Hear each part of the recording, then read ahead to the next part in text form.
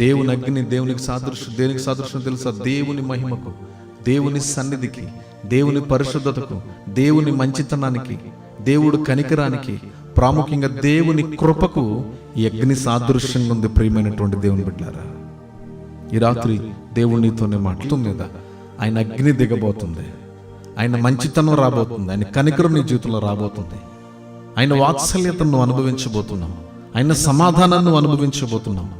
నీ జీవితంలో ఎక్కడ ఏ విధమైనటువంటి సంకెళ్ళ చేత నువ్వు బంధింపబడ్డావో వాటి నుంచి నీకు దేవుడు విడుదల ఇస్తున్నాడు. ఇది నిజమేనా అనొద్దు, నువ్వు అవునా ఇది నిజమా అనొద్దు. దేవుడు నీతోనే మాట్లాడుతున్నాడు. దిగులును తొలగించు, వేదన తొలగించు, విశ్వాసములో శక్తివంతమైనటువంటి స్థితిలోకి రా. దేవుడు నీ జీవితంలో ఆలస్యం చేస్తున్నాడని భావించొద్దు. ఆలస్యం వెనక దేవుడు ఆలోచన చాలా గొప్పది. ఆలస్యం వెనక దేవుని ఉద్దేశం చాలా గొప్పది. మన జీవితంలో మన బలిపీఠాలు కట్టుకుందాం.